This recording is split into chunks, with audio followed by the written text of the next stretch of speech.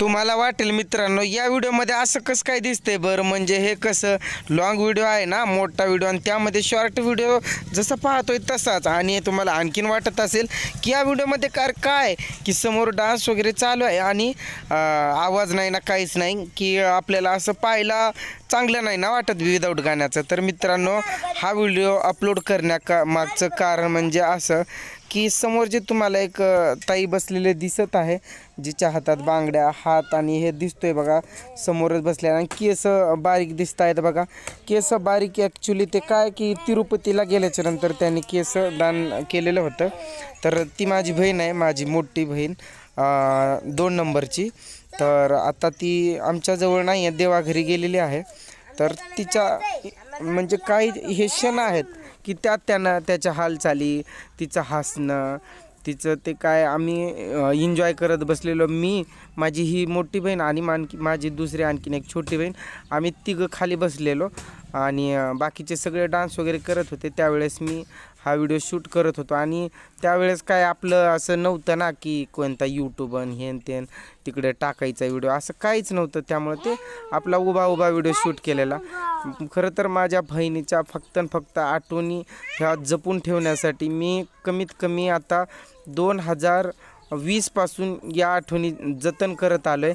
मोबाईलमधनं कदाचित एखाद्या वेळेस डिलीट वगैरे होतील, मग त्या भीतीपोटी मी हा व्हिडिओ यूट्यूबवरती अपलोड करतो आहे. ही समोर बसलेली दिसते ना, ती बहीण आहे माझी बघा, हे समोर आहे बघा ती बसलेली. मग ह्या काही त्याची हालचाल, काही ठिकाणी त्याचा आवाज पण आहे, परंतु तिथं खूप आवाज ते असं तुम्हाला नाही ऐकू येणार. तर आवाज आणखीन तिचा लास्टला पण आहे, तर ते बघाच तुम्ही, तिथं आहे थोडंसं आवाज, ते आवाज पण राहील, ह्या हालचाली राहील. बाकी काय ते आम्ही जे बोलत होतो ते काय एवढं क्लिअर तिथे रेकॉर्डेड झालेलं नव्हतं, म्हणजे ते पूर्ण आवाज नव्हताच. तर माझ्या बहिणीची फक्त ते बघा कशी हसते, ती आता देवाघरी आम्हाला सगळं रडवून गेलेली आहे. तेव्हा जरी तेवढं हसून आता कसं आहे मित्रांनो, झालं देव कसं करतो चांगलं, आपण कसं फूल बघा चांगलंच फूल निवडून घेतो, तसं देव चांगले माणसं निवडून घेत असतो. तसंच निवडून घेतलेलं आहे.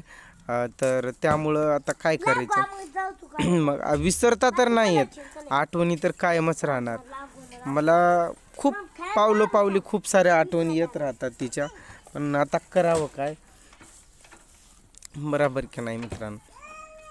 मग त्यामुळं ना त्याची एक आठवण राहावी आणि त्याची ते हालचाल वगैरे कॅप्चर मला